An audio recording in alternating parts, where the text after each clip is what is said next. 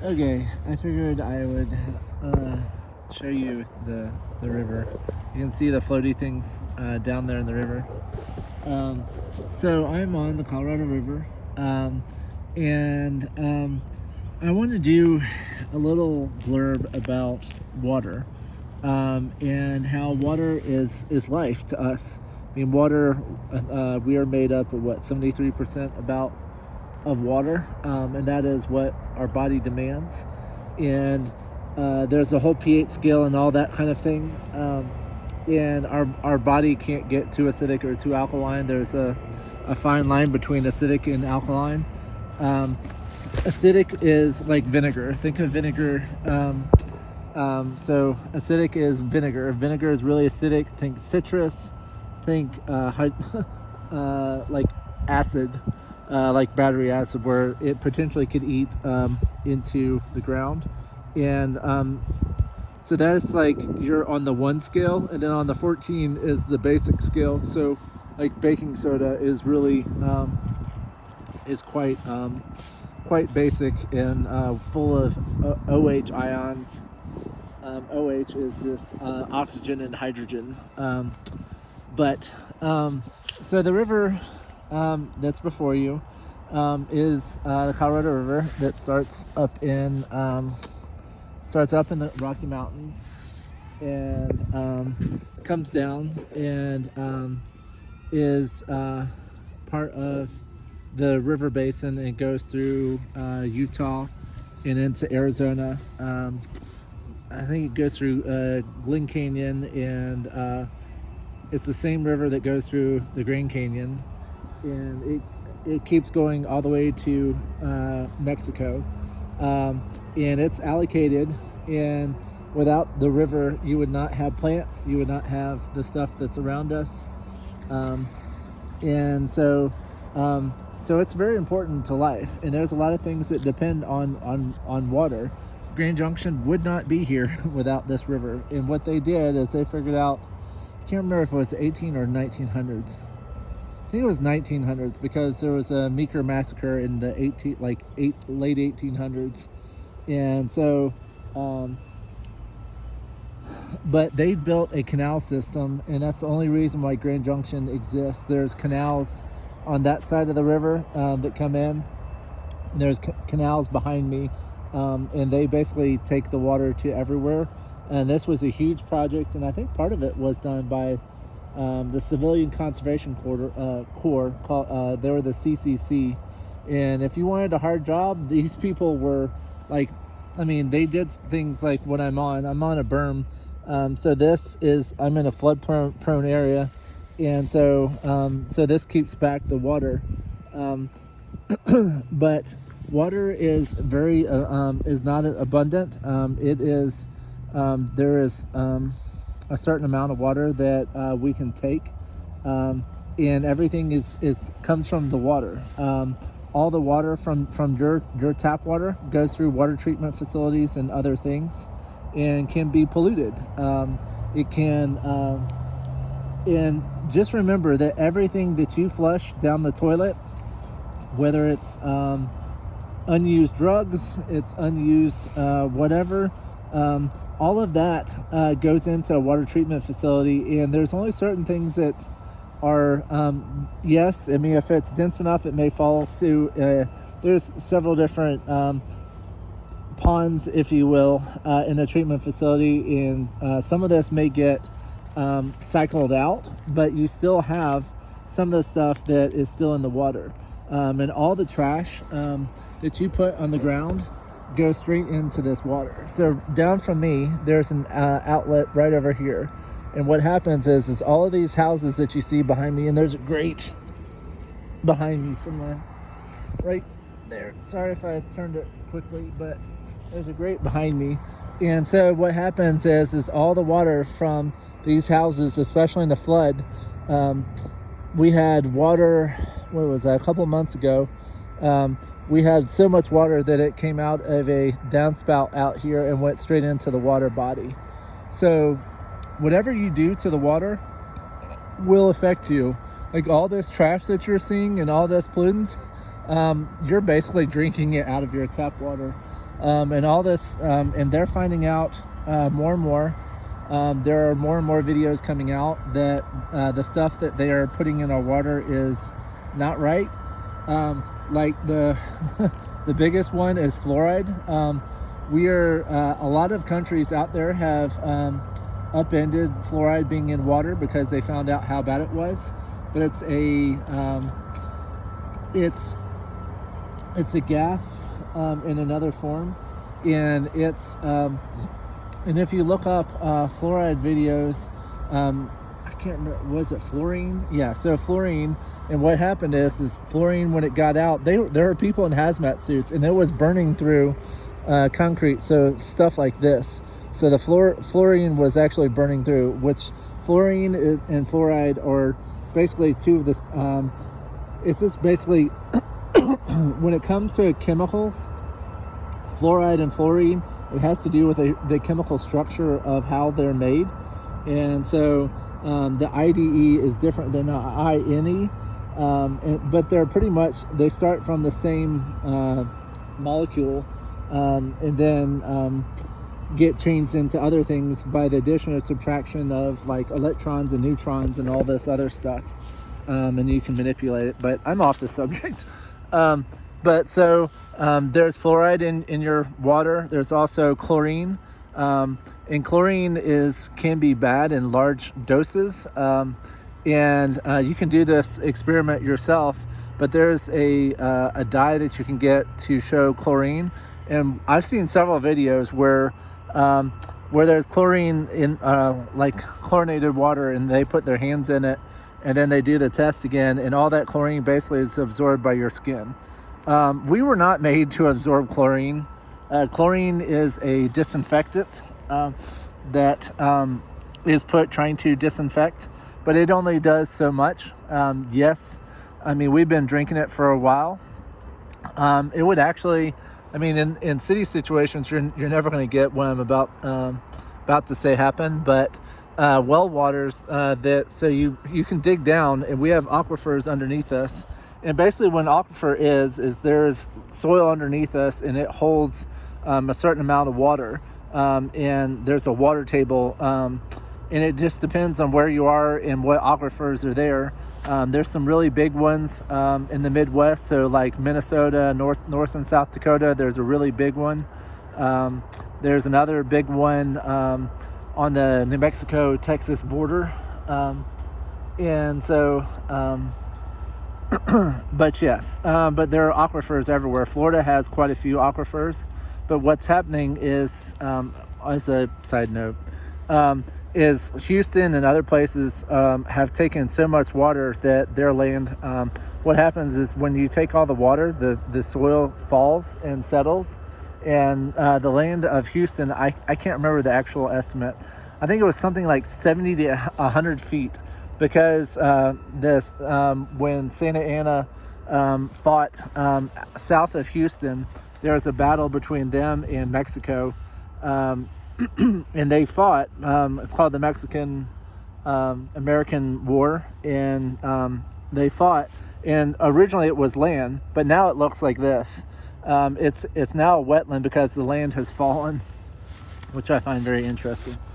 But there's things that live in this water, and so what I mean by that, and so sorry for my dog is he doesn't live well. Yeah, he's a water dog. He does like his water, but these are things that these are your trout family species that are in the water. So the rainbow trout, the brown trout, the brook trout, the cutthroat trout are all in the water body, and these are your fish. And then you have the pikes, and these guys, these are lake fish.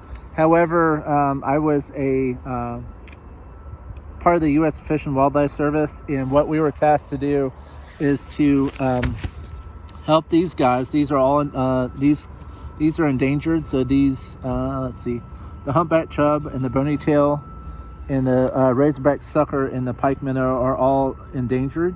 And so what happened is all these lake fish, so the crappie, the bluegill, the sunfish, and the bass ate up all the little guys of these native fish and made it very hard for them to live. They've had to repopulate, and I did that in 2007, and they ran a study, I think for 10 years, and they tried to put in the Colorado Basin. So this is the Colorado Basin, and it includes other rivers, because just up the river from me there is the Gunnison River, and then down from me is the Dolores River. So you go that way to the Utah border. It's about 10-15 miles. So what was happening is these guys, so we were told to basically electroshock the water and get rid of any non-native species. So we got rid of all the bass, all the crappie, all the everything, and there were catfish as well that weren't supposed to be there. So we basically took them out. And we were trying to make the right conditions for the non-native, or for the native fish, sorry. And we put a whole lot of these guys in, and we tried to tag them with RFID chips, which is something else that humans are going to be tagged with. It's basically a little like rice grain that has all kinds of, has GPS and all kinds of other things in them, but it is in the fish. But these are all the fish that are supposedly in the water, and I'm sure that there are more, but this is the Colorado Fish Identification. It comes out from the U.S. Fish and Wildlife Service every year, and it is your guide to the Colorado fishing. But there is some new threats to the Colorado River, and these are like pollutants. So you have this guy, which is it's a certain type of crawdad that is highly aggressive, and they prey on all the native fish and everything else and get rid of them. And then this guy they really hate, and they just found in this river right here, they just found this swimming in the river, and it is the zebra mussel. My dog is demanding I pet him.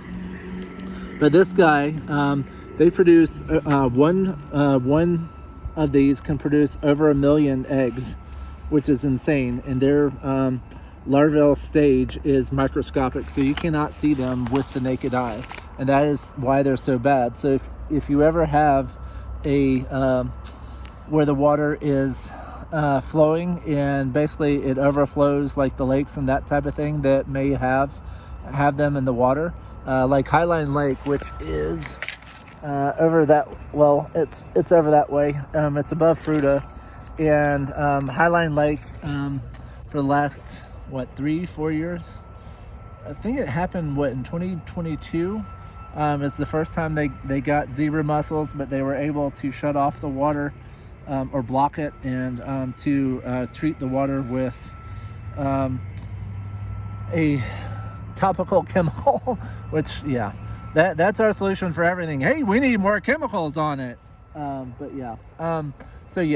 find it very insane, and the chemicals that they're suggesting is absolutely ridiculous, because these chemicals are leaching into the water and killing everything.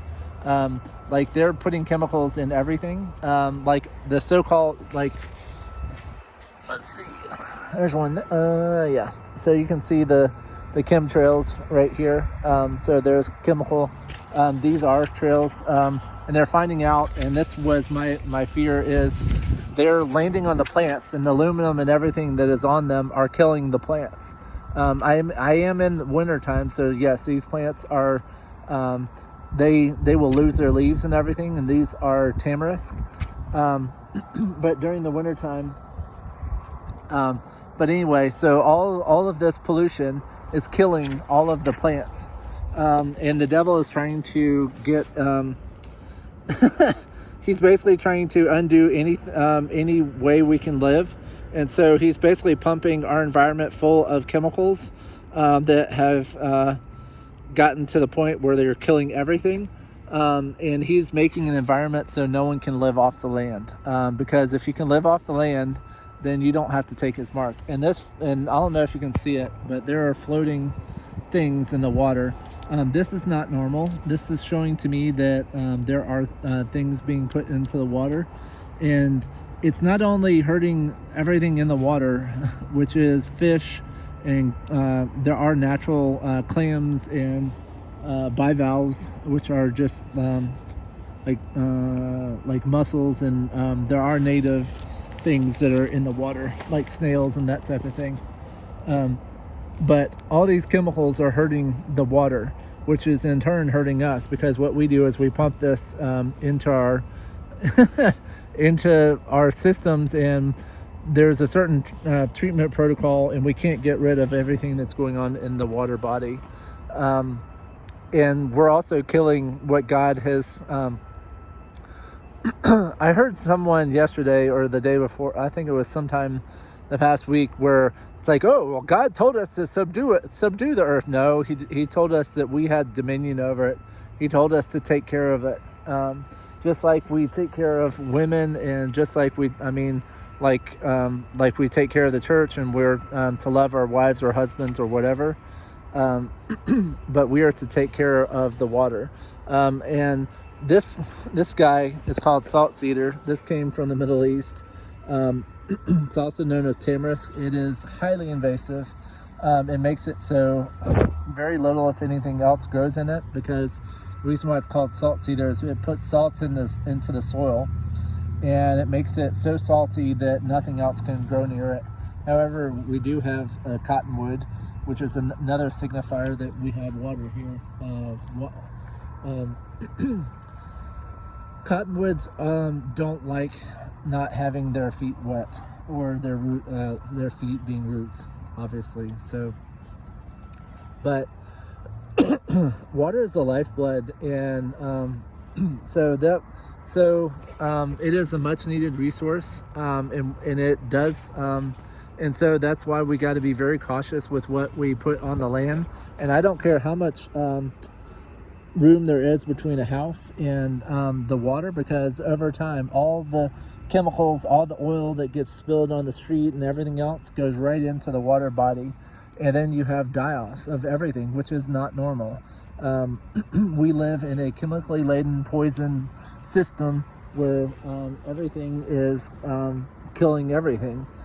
And in the near future, if you're trying to trying to live off the land because you're not taking the mark and running for your life, you're going to have to find something that's cleaner than this. And if you're ever in a survival situation and needing to get water, you never do it from like the biggest source like this. You always try to find streams and other resources coming off of it, or not coming off of it, but going into it. I do know that there is a lake on the other side. Like there's the shoreline right here, and then on the other side of that little piece of land, there's a lake. There's actually, you may be able to see the roof right there. So that's on the other side of that lake that I'm talking about. But you want to find a little water body where you can get water. And then you also have like Giardia. There's things like E. coli that come from poop. Poop is from E. coli, and everything poops. So we have farms and stuff, and all that water gets leached into here. And so that's why we have E. coli. And Giardia and all these others are bacteria that are normally in the water body. And when they get the right set of nutrients, they explode. So yeah. But so rivers, there are things that we can do to limit the amount of exposure to what goes in the water. Like you can see all these native plants. And what we have done stupidly is we have cut everything back. Like over there, you can see how all the plants have come back normally.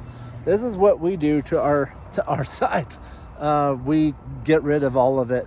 And I have noticed that along the trail, further down the trail that way, and also in the opposite direction, they have gotten rid of all of their plants. And this is not to, they're saying, oh, well, we've got to get rid of these native plants in our non-native plants. What they're trying to do is make it so you have nowhere to hide. Because when you take off plants off of the soil right here, what happens when it rains? All of this goes into the water. Sediment can be a pollutant as well. So all this pollution. So if so, any type of plants or whatever that go on top. I mean, there's grass in here that can be put in, and to control this. This was put here to be a flood structure because I can't remember if it was sometime in the 1900s, like late night. Like 1970s or so, there was a flood here and this neighborhood flooded. So the residents got together and put this berm here, which goes quite a ways. And so we have stopped the flooding, but ever since that point, there's never been a flood again. But plants, when you have plants like that on the edge, will help stop pollution. They are a buffer. They will slow down everything. So when you hit plants in soil and vegetation, it basically is like it's like a speed trap, if you will, and it basically slows down everything. Because if you have places like this, or if you have a sidewalk like that, and it's running straight into the water, I mean, you're gonna have nothing to stop it. That's why in rivers, when you see like this number where it's going back and forth, the reason why it has curves back and forth is so it can dump off pollution onto those edges. Look up stream tables. You may be very interested in them. But water bodies are extremely important, and what we put into our bodies is also extremely important, and we need to undo all the chemicals and all the crap that is being put. I would strongly suggest getting some kind of water filter that tries to get out as much as you can. There are natural ways of filtering water, like you can get grass and charcoal, and like pebbles and gravel and that type of thing, and make a filter to filter out stuff. But you've got to be very careful as to where it comes from. So, so that was my river talk, and I wanted to do it in comparison to what God says in His Word, and I probably will not have enough time to go through all of these. But this is the ministry portion. So John 4:14, whoever drinks of the water that I will give him will never be thirsty again. The water that I will give him will become in him a spring of water welling up to eternal life. So God is the water, and the Holy Spirit. So yeah, those are living waters, and those are what we need inside of us. John 7:38, whoever believes in me, as the scripture said, out of his heart will flow rivers of living water. And it's basically, we take this living water and we pass it on to others so we can be the conduit of his blessings. John 3:5, truly I say to you, unless one is born of water and spirit, he cannot enter the kingdom of Yah. So water is coming from baptism. And also we're baptized in the Spirit, which John the Baptist talks about, and was it John 3? And so we have to be born of both of these. There are exceptions, like the guy on the cross, where Jesus basically said he was fighting for Jesus and basically saying, hey, well, we deserve where we are, and this man has done nothing, and yet he's getting killed as well. Amos 5:24, let justice roll down like water, and righteousness like an ever-flowing stream. Revelation 22:17, come and let the one who is thirsty come. Let the one who desires take the water of life without price. Isaiah 12:3, with joy you will draw water from the wells of salvation. Psalm 63:1, O Elohim, you are my God, earnestly I seek you, my soul thirsts for you, my flesh faints for you, as in a dry and weary land where there is no water. So we live in a dry and weary land, and there are very few people that take God at his word. There are people that say, oh, well, you don't need to know the Bible anymore. You do need to know the Bible. You need to spend time with him daily. Isaiah 49:10, they shall not hunger or thirst, for he who has pity on them will lead them, and by springs of water will guide them. Isaiah 44:3. For I will pour out my water on this thirsty land, streams on the dry ground. I will pour my spirit upon your offspring and my blessing on your descendants. Ezekiel 36:25. I sprinkle clean water on you, and you shall be clean from all your uncleanliness. From all your idols I will cleanse you. And that's God talking to us, saying that he will cleanse us. We are to be fully immersed in water. However, there are exceptions, like if you can't go to water, or you're just physically can't do it. There are ways. I mean, someone can potentially carry you and put you in water. John 7:37-39. If anyone thirsts, let him come to me and drink. Whoever believes in me, as Scripture said, out of his heart will flow rivers of living water. Isaiah 43:2. When you pass through the waters, I will be with you. Through the rivers, they shall not overwhelm you. When you walk through fire, you shall not be burned, and the flame shall not consume you. So basically, God is saying that when we have the living waters, and trust in God and everything else, we can go through fire. I think it was Abraham. Abraham was actually put in the fire, according to the Apocrypha. But then you have Abednego, and I can't remember the other two guys, during Daniel's time, and they were told to bow to the statue, and they didn't, so they were thrown into the fiery furnace. God protects us. Oh, Polycarp was also another one. Polycarp, they tried to burn at the stake, and he was not burned. They couldn't burn him, so they, I think, took a spear or sword or something. Oh, there's a bird. I don't know if you can see him. There's a bird going in front of me. Ephesians 5:25. Husbands, love your wives as Christ loves the church, and gave himself for her to sanctify her, having cleansed her by the washing of water with the word, so he might present her without spot or wrinkle or any such thing, that she might be holy and without blemish. He's talking about the church, but he's also talking about wives. And so basically he poured out his blood for us, and to be a cleansing and washing of all of our sin and everything we do. So he covers us with his water. Exodus 23:25. You shall serve Elohim your God, and he will bless your bread and water, and I will take away sickness from among you. So yes, when you serve God and follow his commandments, then he will protect us. What you're seeing right now in our world is people that are not following what he says, so they're being cursed. There are blessings and curses. One of them is located in Deuteronomy. I think it's Deuteronomy 28, and I can't remember the other one. There's like one in like Ezekiel or Isaiah where there's blessings and curses, basically saying if you follow my commands, you'll be blessed in the field, blessed in the city, blessed in your womb, blessed blah, blah, blah. And then on the flip side of it says, if you don't follow my commands and don't do as I say, then you're cursed in the field, cursed. So all these people that you're seeing that are losing, and sometimes this is not the case, what I'm about to say, but but the reason why you lose stuff, one is to get your attention. He's trying to get people to wake up, because something big is about to pop off. I mean, everyone can feel it. I mean, my dogs are not whatever, and so they're very nervous and walking around. And we see the beast system rising before us. We see everything going behind lock and key. Before our nose, you're seeing look up flock cameras. They're going up everywhere. We're seeing surveillance cameras going up on all the roads. It doesn't matter if you've approved of them or not. They're going up everywhere, and they are able to tap into all the Ring cameras and everything else. So be very careful with where you go and what you do.